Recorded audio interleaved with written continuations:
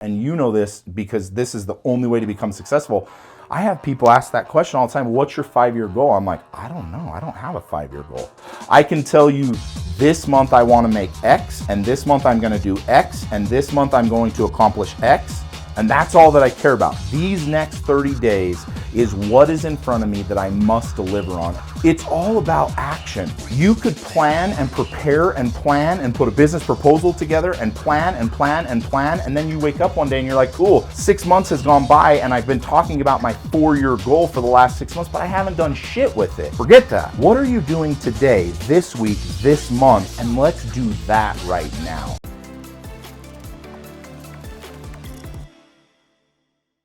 You're listening to part 2 of my awesome interview with the incredible Keaton Hoskins, successful entrepreneur, motivational speaker, coach, and author. If you haven't yet listened to part 1, be sure to check that one out first. Now, without further ado, here's part 2 of my awesome interview with Keaton. We each had a goal, and I think goals is part of my mentoring. I do a ton of mentoring. Yeah. And I think having a goal is critical to our success. A 1-year plan, a 3-year plan, a 5-year plan, even a 10-year plan. Even if we don't stick to it, because we have a lot of curves and valleys and peaks along the way. What's your advice to people who say, gosh, I just think I want to get there, but I'm not going to write it down, or I'm not going to have a specific plan? Because I think specific plans are critical to our success. So, and I don't want to disagree with you because I do agree. You can somewhat. disagree with me. I live my life on a 120-day plan. I don't do 2-year, 5-year, 10-year. I don't even know if I'm going to be alive in 5 years. So it's not that you shouldn't look at the future, but for me to do actual deliverables, to take action, I need to see things that need to be done. So I always tell people, what's your 30, 60, 90, and 120-day plan? What actual deliverables are you going to do in those times? I could put together a goal that I want to live on a mansion on a hill and make billions of dollars in 2 years from now. But even if I make that goal, I still have to reverse engineer all the way back to day 1 of what am I going to do this month? What am I doing next month? Like actual things that I'm going to do. And sometimes I think it's like you're looking at the elephant in the room. How do you eat the elephant? 1 bite at a time. But people see this huge 2-year, 3-year, 5-year, 10-year goal and they go, oh, I'm never going to get there. So if I work from the beginning and go, dude, forget the elephant.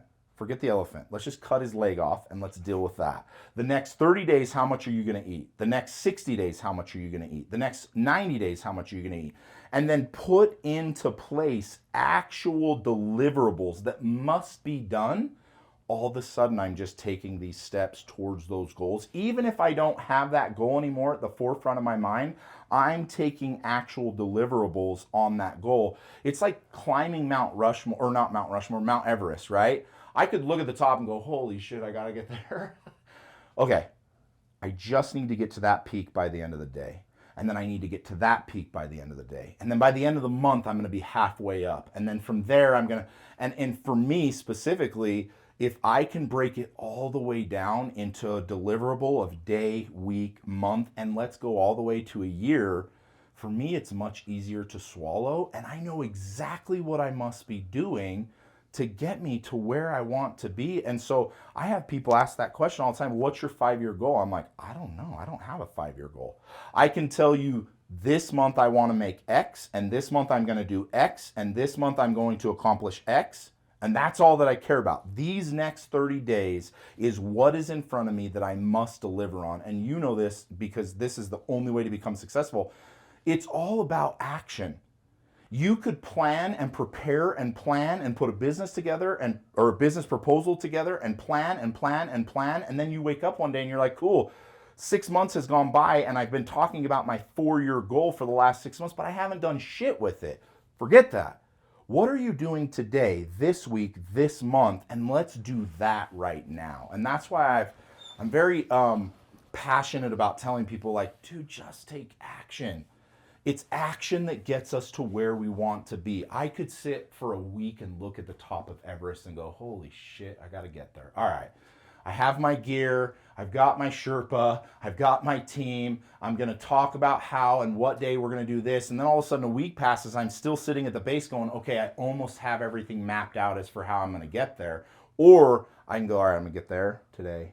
I'm going to get there the next day. I'm going to get there the next day. And at some point, I reach that goal. Now, it's usually 2, 3, 5 years, 10 years away, but it's my monthly, daily, weekly deliverables that get me there, and it's that action piece. And that may be just how my mind works, right? Like if you shoot me off a goal in 2 years, I'm like, I don't even want to talk about that. I don't even know if I'll be alive in 2 years. But I know to accomplish that, I must do these things right now, and these things in 30 days, and these things in 60 days. And that is where all my energy, my time, and my focus is. As part of my own personal plan, I have a personal business plan. So I review it every year. I tweak it. I have different goals. Things change, family, business, philanthropy, which is very important to me, my mentorship. But I preach to everyone, you got to write your goals down. Yes. Because you can't just have them up here in your head. So how important are writing goals down? And can you be uber successful without making some kind of written plan for yourself? That's a great question. I am a really firm and strong believer in a vision board, and putting in front of me that I see like what I want. I don't know how you would do it without writing things down. Is it possible? Maybe, but you're much more successful when you go, that's my vision and here's my plan written out, right? Because then you ultimately can go back to that and go, all right, my plan says this. Did I do that? I can take inventory. It's a real metric. Here's my plan. Did I do that? Nope, I didn't. Even biting off, I got to talk to 2,000 people. Okay. Forget the number 2,000. If I go, I got to talk to 15 people every single day. That's my goal. That means in the next month, that's 115 or whatever that math is, people I have to talk to. Did I talk to this many people this month? No, I didn't. It's written down. That's the metric. You didn't do it. Forget your fucking 2,000 goal. You didn't do 150, 200 people this month. We got to go back. But you can't go back to a metric you've never written down. So if you write shit down, you're able to go back, take the metric, take the inventory, and go, yes, I did it. No, I didn't. That's why it's so crucial. You put your vision, you put your plan on paper, and then you go back to that. Otherwise, you're just going, I don't know, man. I said I was going to do this. I don't even remember what I said. I don't know what the plan was. I never wrote anything down. There's no way to keep a metric, and then you're never really progressing. You have to hold yourself accountable for your goals. Exactly. And how do you hold yourself accountable if you don't write the shit down? Right. Check or no check. Exactly.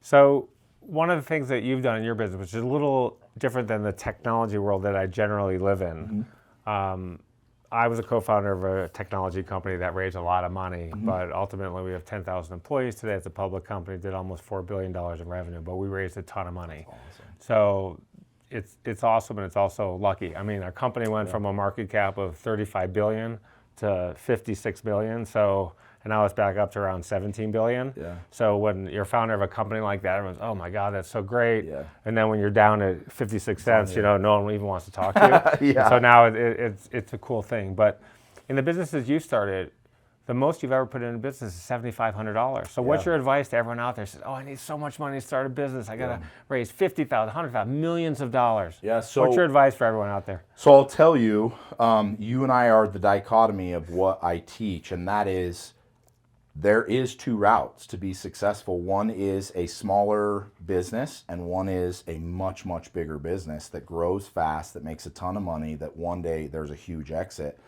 I have never been a part of a huge exit. One day I'm hoping, I have some plans for some companies that I've done that there should be some big exits, but that's never even been something on the forefront of my mind.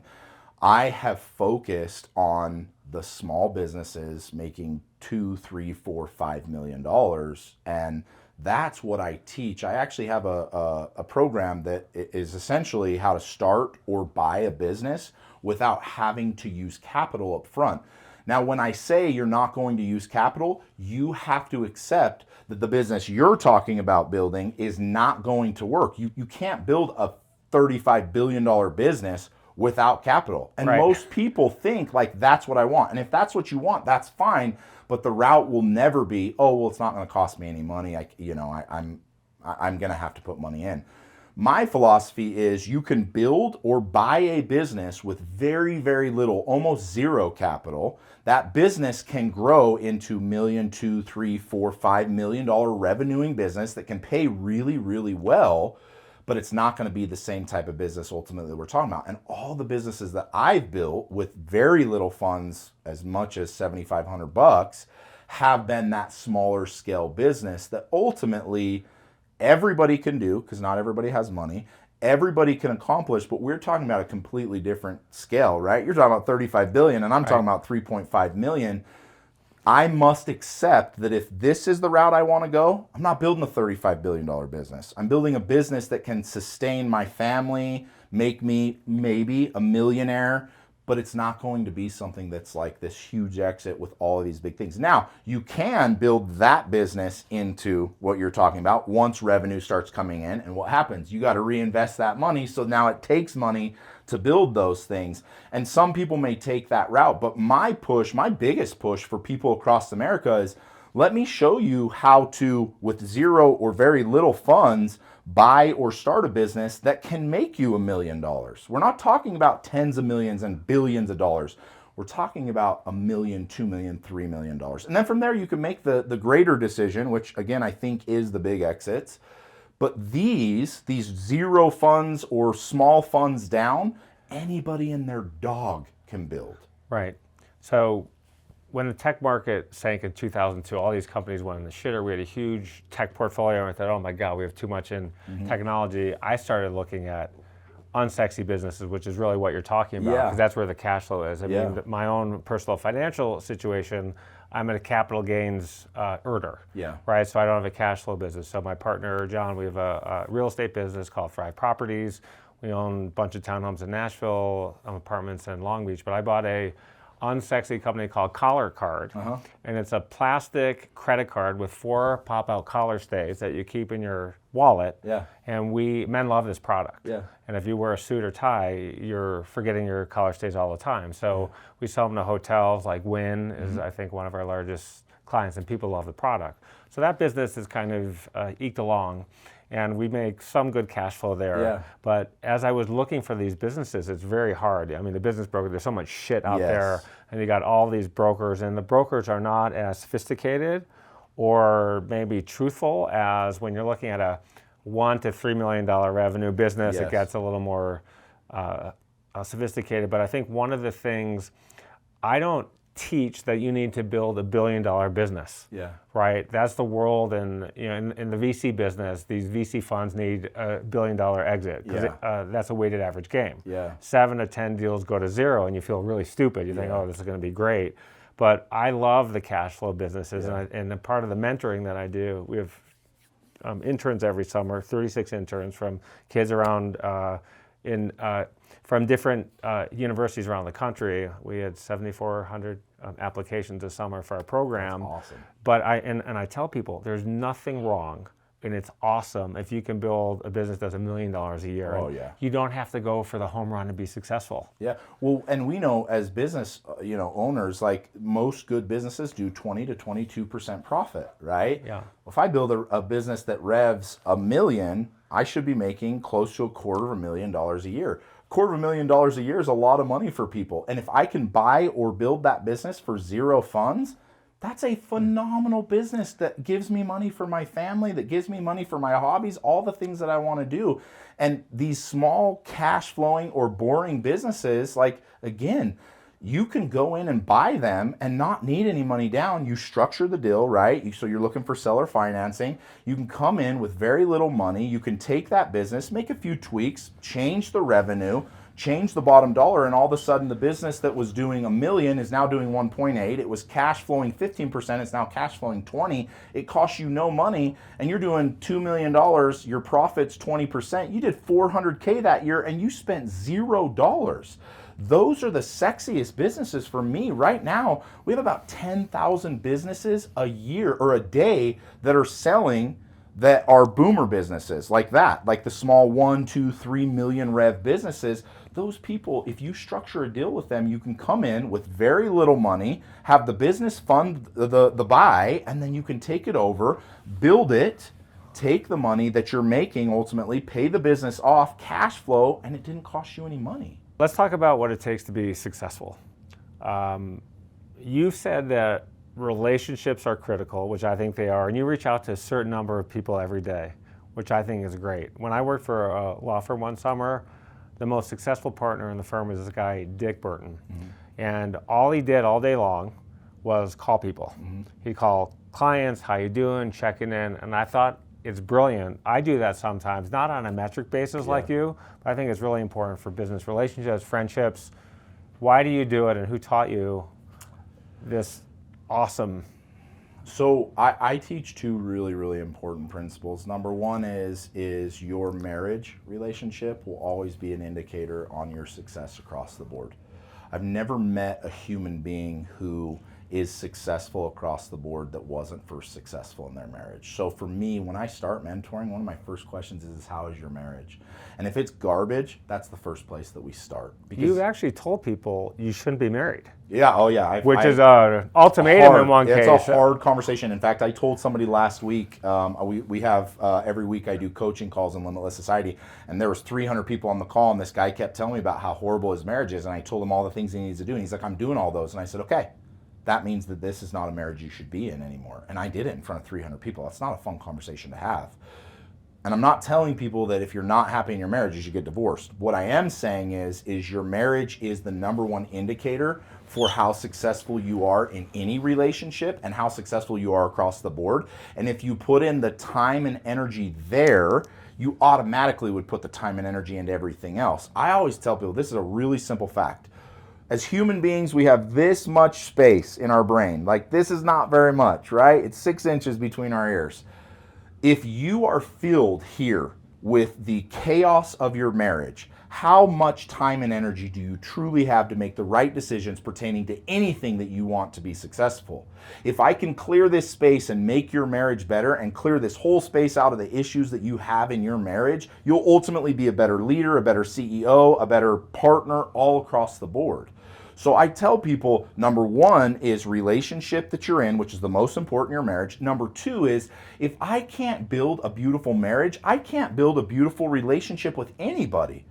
So again, if my marriage is in shambles, most of the time it's two people, it's not one, and you have issues yourself that we must work through. As we work through those with you, you will become a better friend, a better partner, a better CEO, and all the relationships around you will get better. And I tell people this all the time, your network is your net worth. Everybody's heard that.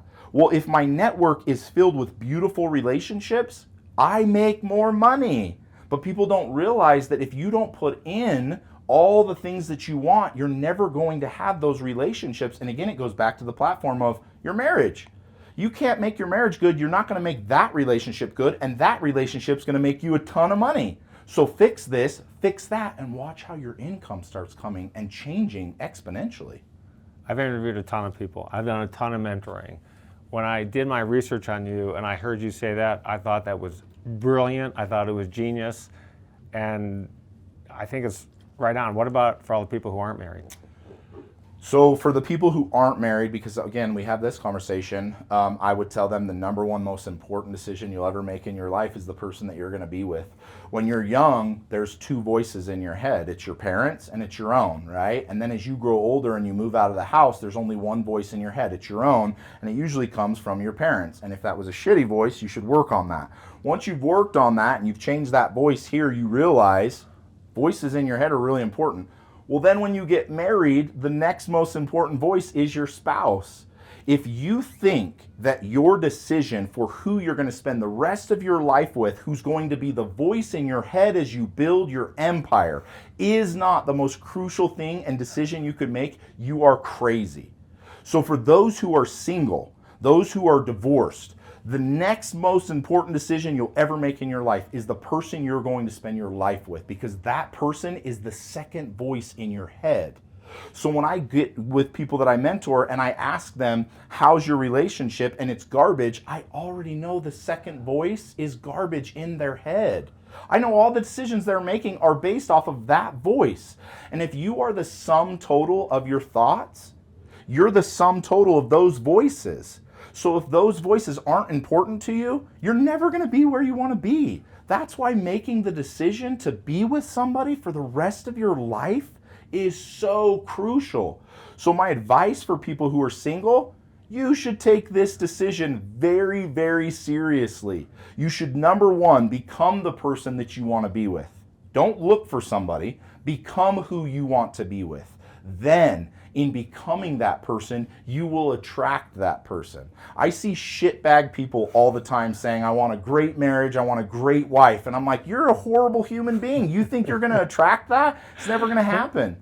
The best advice anybody's ever given, Jim Rohn said, you must stop pursuing success, you must attract it. And how do you do that? You become attractive to it. I become attractive to those that I want to attract by becoming what I want. If I'm a horrible person and I'm a liar and I'm out of shape and I'm just got a horrible mindset and I want the best wife in the world, how am I ever going to get that? I could seek it, I could pursue it, and I'm going to spend the rest of my life chasing garbage, or I could become it. And in becoming it, I will attract it. And then all of a sudden, the person that I want to be with will come to me. And that is the most important decision you'll ever make. That's why personal development is so important. Let's shift to something more tactical that we can control a little bit more. I think for me, one of the core ingredients of my success has been something called extreme preparation. So when someone's preparing 1 hour for things, I may prepare 10, 20. We did a presentation for Marriott for my beaches company, Sandy. We've created a Yelp for beaches. We've cataloged over 100 categories of data for more than 100,000 beaches in 212 countries for the beach tourism business, which is $5 trillion a year.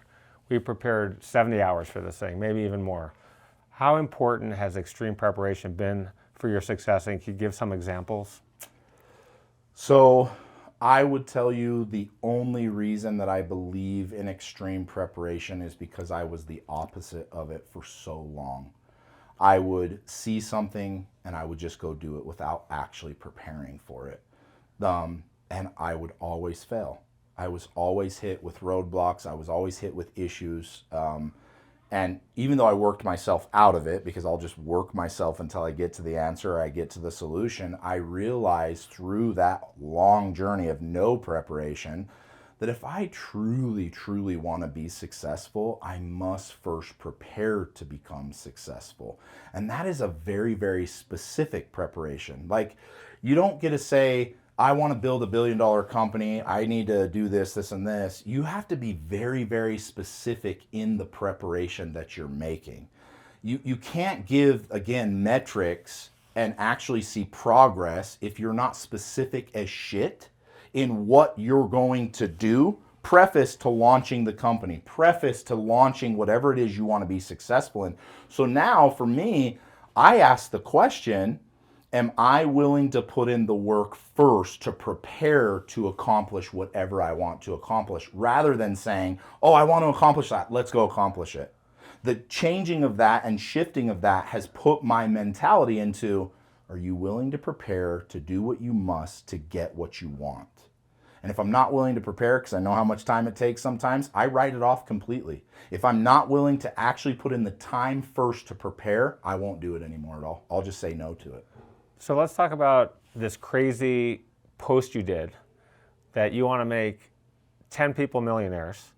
And you put this out, you have 6 million followers, and you get 12,000 DMs back. Yeah. What was that about? Tell us about Limitless Society, because I know we're getting to the end of our show today. But so about 2 years ago, I was faced with building more companies. I still actually continue to build. I'm launching a company next week.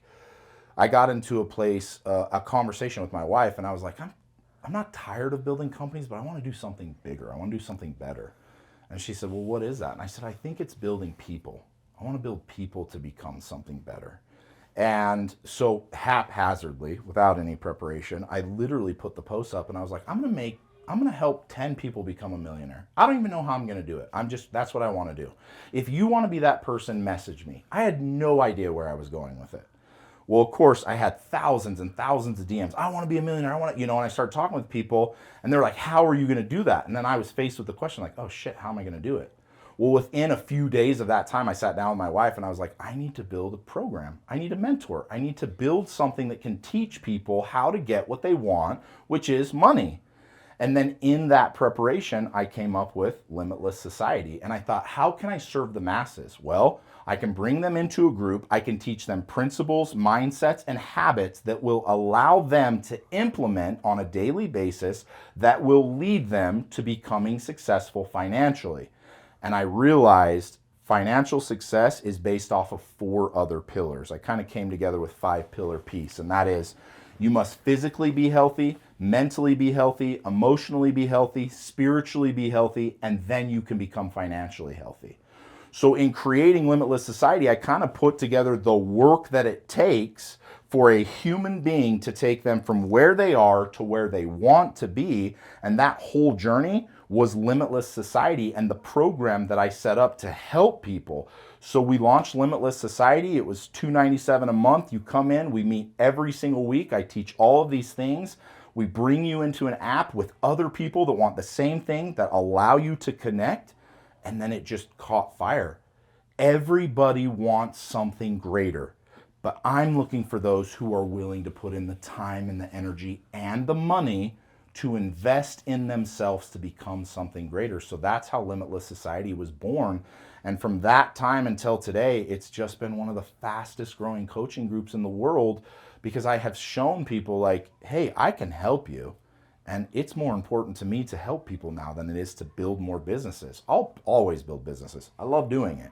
But I like building people. And when I realized that, I fell in love with mentoring and coaching and helping people. And then within the first 6 months, I started to get messages like, dude, I've been implementing everything you're teaching. I'm literally going to make $1 million this year.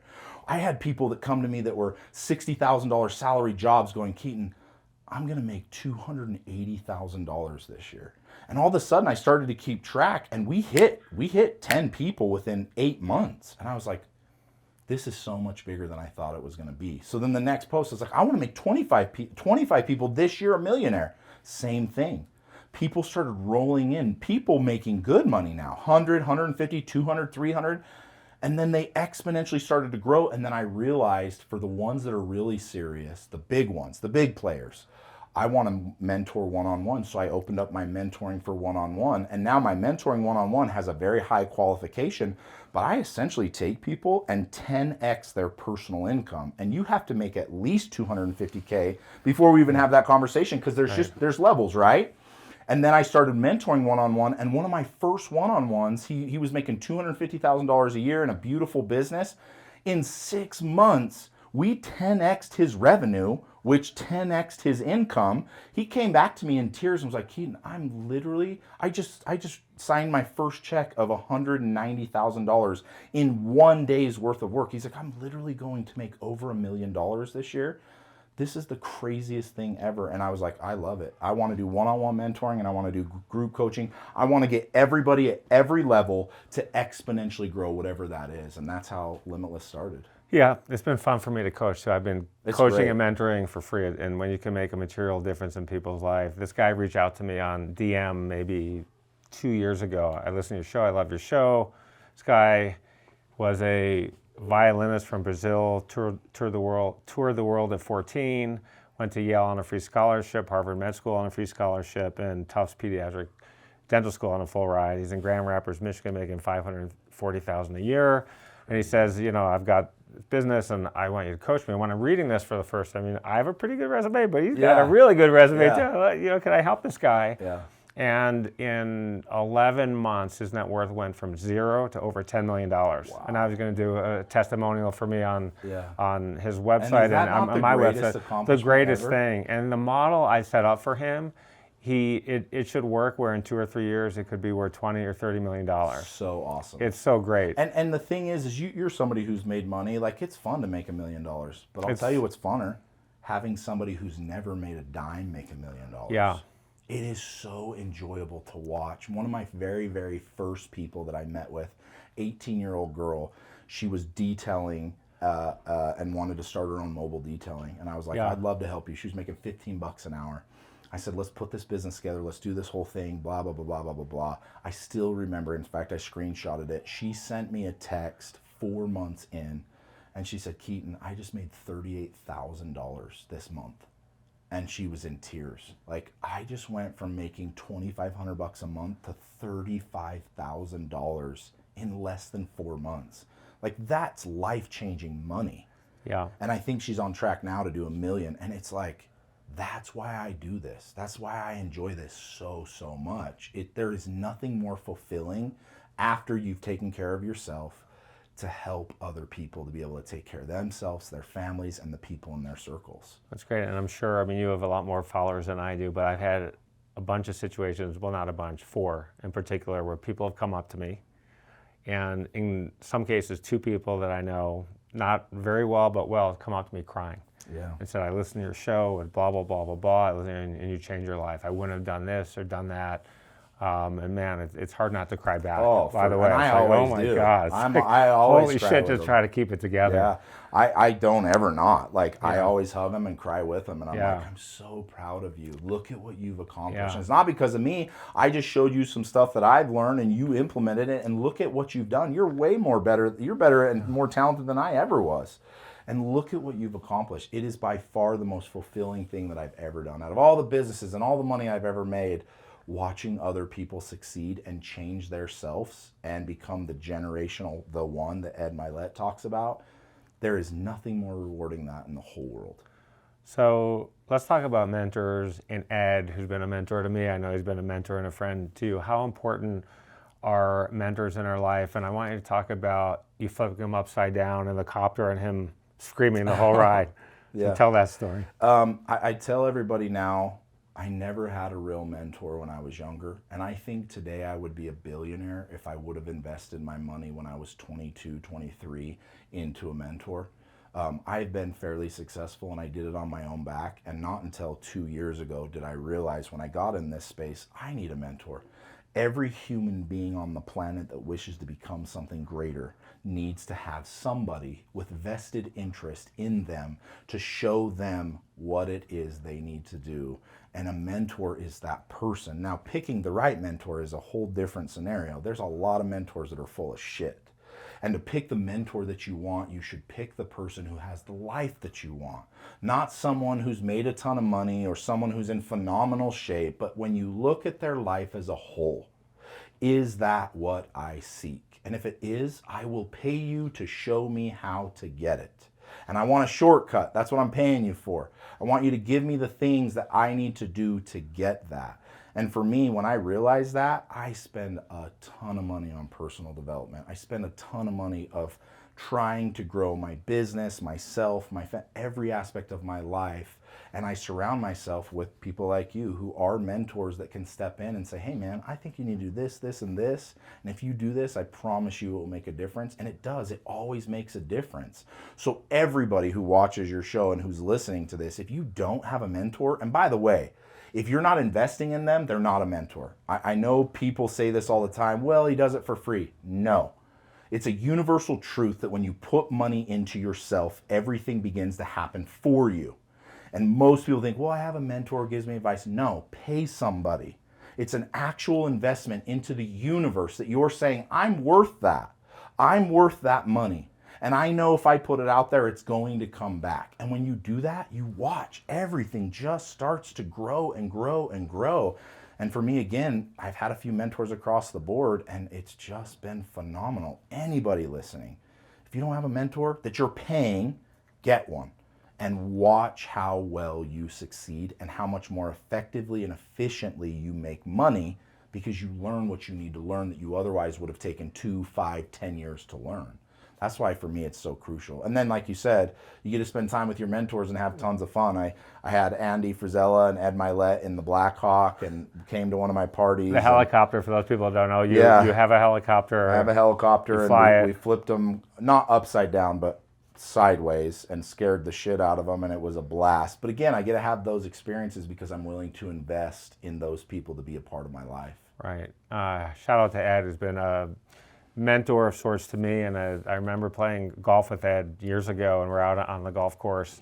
And man, that guy can crush it. And he's a great golfer too. Yeah. I don't know if you I don't know. golf or not. I'm not a golfer, so I don't know. I'm a horrible golfer. He's a really good golfer. But I saw him go from maybe 400,000 followers to who he is today, the best motivational speaker in the world. And at some point I said, I want to do that, and I want to be like Ed. And was very generous being on my show when I needed it. And so you always remember people who did nice things for you. Absolutely, absolutely. And that's the coolest thing too, is like, along with paying for a mentor, pay to be in the right rooms with the right people, because the people that you're around are the sum total of who you are. So be that person who invests to be in those places.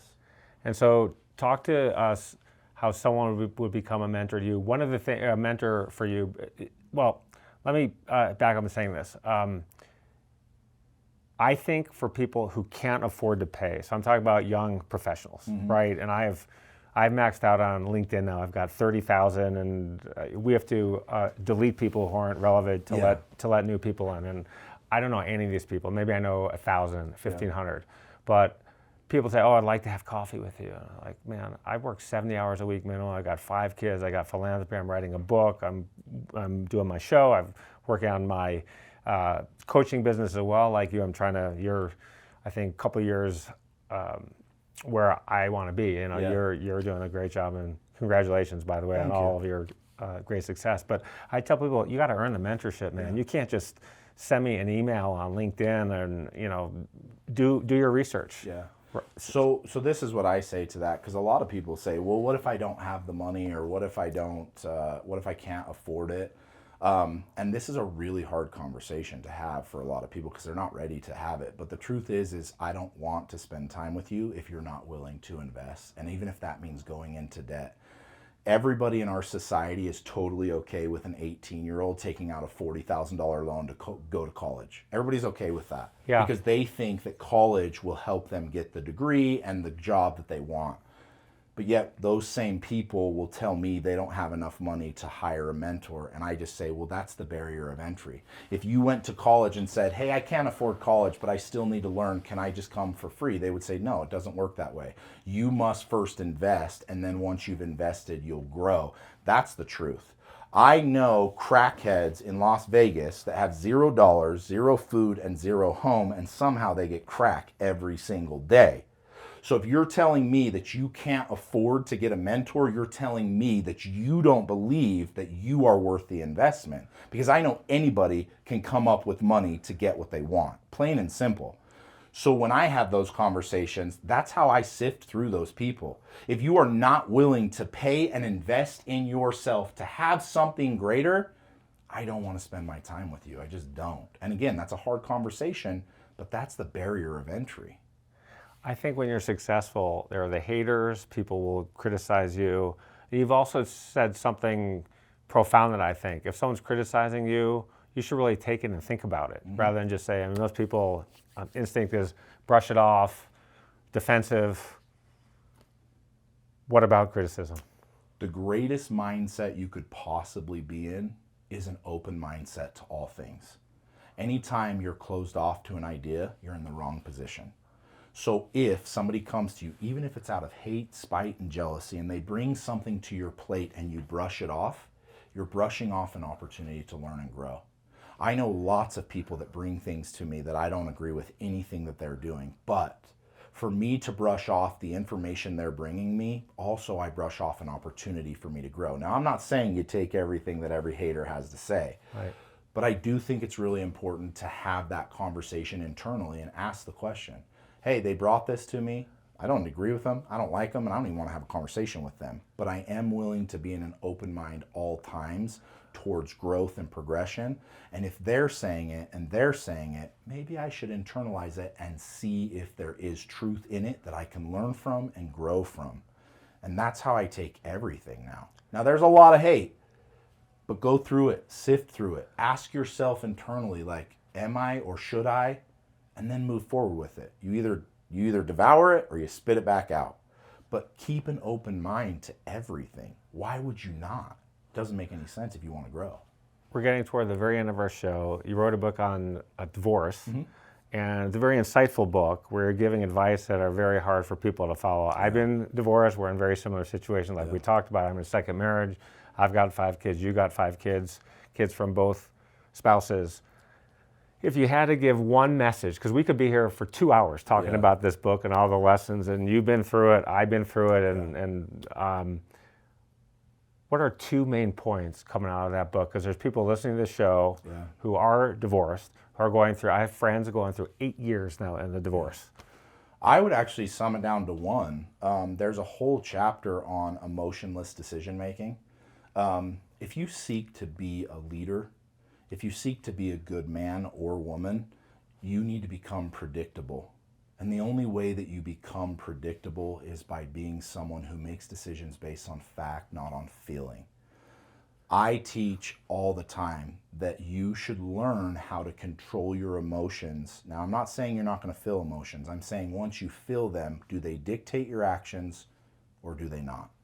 And the best piece of advice I could give anybody going through a divorce, working through a divorce, is are you making the best decisions for you and your children and even your ex-spouse, or are you making emotional decisions? Most divorces drain people because they're making emotional decisions. Most divorces ruin families and ruin children because 2 people in their own emotions are making decisions based off of those emotions. If I seek to become a better human being, I must become predictable to those people that I lead. I am not predictable when I'm basing everything I do off of my emotion. So learn how to feel emotion, pull emotion, and make decisions based on facts. If you do that, you become predictable. You avoid a ton of nightmares, tons. You ruin less lives, and you're able to move forward in a productive way, which is what all of it is. The divorce, the marriage, it's over. Let us move forward in a productive way. And the only way to do that, withdraw your emotions. I know it's hard. People sitting here listening are like, I can't. She's a horrible human. She did this, she did that. Don't care. You want to be productive? Pull your emotions and make the decisions based on facts. Don't make them based on how you feel in that current moment. My rabbi said something very profound. He said it at our wedding, and he said, the 2 most important words in a marriage are, I'm sorry. So you talk about apologizing. How important is apologizing to our success? And then you talk about it in a divorce situation, apologizing to 2 people. Yeah. The greatest leader is the one who recognizes their own faults and their own weaknesses. And in recognizing them, you also try to make retribution for them. And when I make mistakes in my marriage, with my children, in my business, with my partners, with my employees, I should be the first person that steps up and says, hey, I made the mistake. I take the ownership and I am sorry and I will fix it. Without I'm sorry, there is no ownership and there is no fixing it. It's the beginning to ownership. So for that, like, if you're not willing to be the first person in an argument, in any discussion, in any problem, any weakness to say I'm sorry, you're going to be stuck in your ways for a long time and you're never going to progress. So one of the other profound things that you said is apologize to yourself. Yeah. Which is something that I think people don't do. Forgive yourself. Yeah. Learning to love yourself is learning to have real conversations with yourself, and you should apologize for you should. We make tons and tons of mistakes, and as human beings, we like to hold on to mistakes, and those create traumas in us that later in life show. If I can forgive myself by apologizing to myself, like, that's everything. Building a place that allows you to heal is the most crucial thing you could do for all the traumas that you deal with in life. Most people carry traumas all day, every day, and then they just bleed onto everybody else. If you can get into a situation where you look in the mirror and have a loving conversation of, I'm sorry for what I did. I accept what I did. It was a mistake. I'm sorry. I'm forgiving, and I'm moving forward. That's when you truly start to work on yourself, and that's when development, personal development, really starts to grow and everything in your life changes. A lot of people watching the show, I think most people, I'd say 99% of the people on the show want to be wealthy, financially wealthy, by the way, and they think about that first. We all like material possessions. You have some nice ones. We're in this incredible home that you have. You have a helicopter, you've got car collection, you got a Lambo, I think, coming in the garage to be filmed later on. Does money and material possessions make us happy? Absolutely it does. A lot of people say money doesn't make you happy, and I say you haven't given enough of it away. The truth about money is only one thing. Replace the word with money as a tool. If I replace money and I put that word in there as a tool, why do I want to have a tool? Because a tool allows me to build whatever I want to build. Happiness, peace, joy, and it allows me to build what I want to build with those I love, my family, my friends. If you look at money as a tool, the greater you refine that tool, the more work you can actually get done.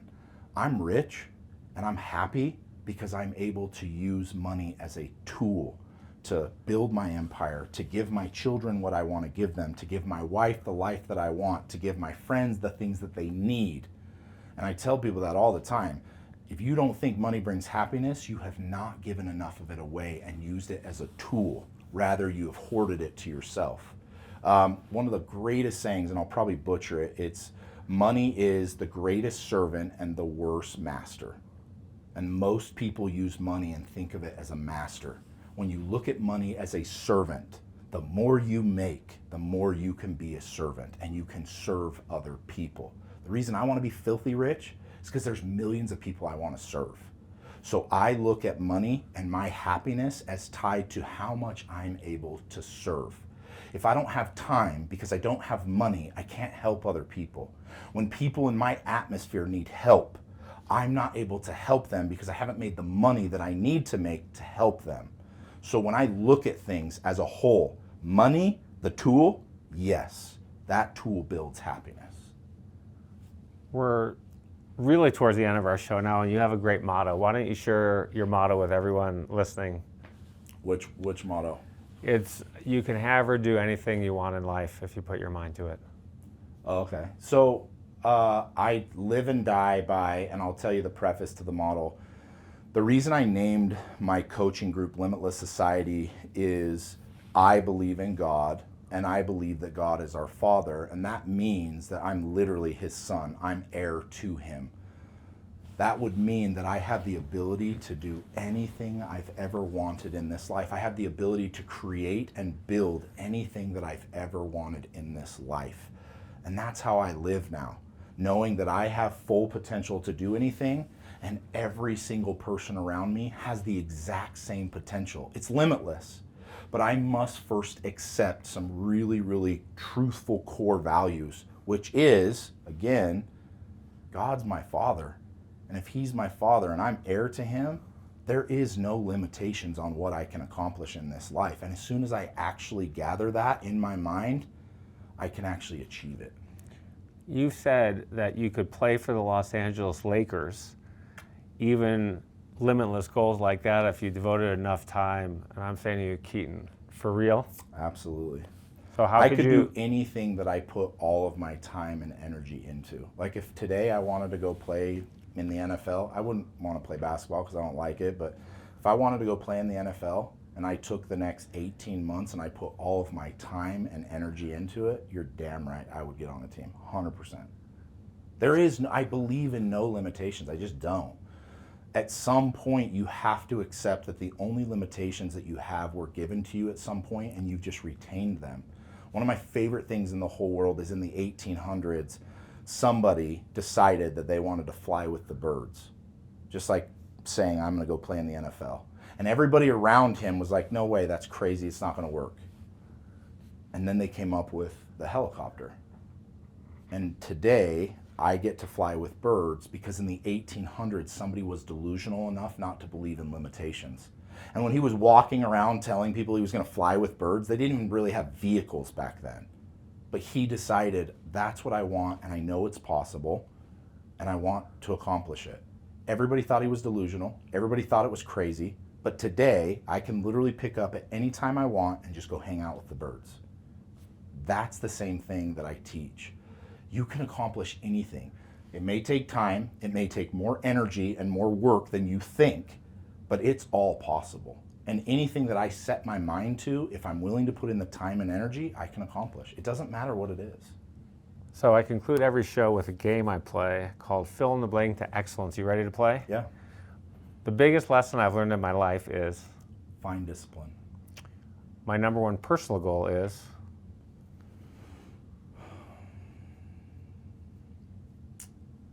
number one personal goal, I would say it changes on a yearly basis. Every year I have a new personal goal. So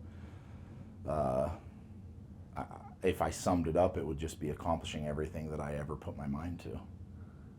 My biggest fear is not getting out of life what I was meant to get out of. my biggest regret is to this point in my life, I don't have any regrets. I'm very happy with where I am today, and I wouldn't be where I am today if I changed what I did in my past. And who I am, I'm so happy and grateful for that I don't find regret in anything in the past. the craziest thing that's happened to me in my career is Helping thousands and thousands of people succeed in their life. the funniest thing that's happened in my career is I'd probably say going to jail. fun? Yeah. Well, funniest. Oh, funniest. Yeah. Funnest thing? Oh, I couldn't even. My whole life is fun. Every moment of my life is fun. So, I mean, I live literally from fun to fun to fun. The one material possession that I've thought about buying in a long time but haven't is That's my end goal. My end goal is a very, very big yacht. I'm going to end this life on a yacht where I don't have any other possessions but my yacht, and I travel the world on my yacht. the one thing I've dreamt about doing for a long time but haven't is Nothing. I don't have any dreams that I don't accomplish. 10 years from now I'm going to be Doing exactly what I'm doing now. If you could go back in time and give your 21-year-old self one piece of advice, what would it be? Do exactly what you think you need to do and stop listening to other people. The number one piece of advice that you give your kids is Chase your dreams and be delusional. if you could meet one person in the world, who would it be? Alive? We'll go alive and then we'll go not alive. I think I've met everybody that I want to meet that's alive. If I went not alive, I would really, really love to meet Alan Watts. Who is Alan Watts? He's a philosopher, mentor. I think he died in the 80s or early 90s, but he has some really, really, really cool ideas and philosophies just about life in general, and I think it would be phenomenal to sit down with him for lunch. The one question you wish I had asked you but didn't is? Nothing. I think you did great. I don't know if there would be a question that I would say you should have asked. I think the conversation was phenomenal. I did too. Is there anything you want to share with our listeners and viewers today? Anything you want to promote? Obviously, Limitless Society. How can people find you there? Yeah, the only message that I would want to share with your listeners that ultimately, hopefully, they got across the board, and that is, you should chase your dreams. You should realize in yourself what you're truly capable of, because it's a lot more than you can actually fathom right now. You should let go of limitations. I would love for your listeners to come to Limitless Society to find me and to communicate with me. I always get back to every message on my Instagram, which is _muscle. And if there's people that are listening that loved what, essentially I'm doing, and you want a mentor or you want to join a group of people that's just phenomenal, you need to get in Limitless Society. Awesome. So much appreciate your time. You responded to me on a DM very, Yep. very quickly. We set up very quickly. Congratulations on your enormous success. I'm a huge fan. My team is a huge fan. So I'm looking forward to getting to know you better. Absolutely, man. I appreciate it. All right. Thank you so much.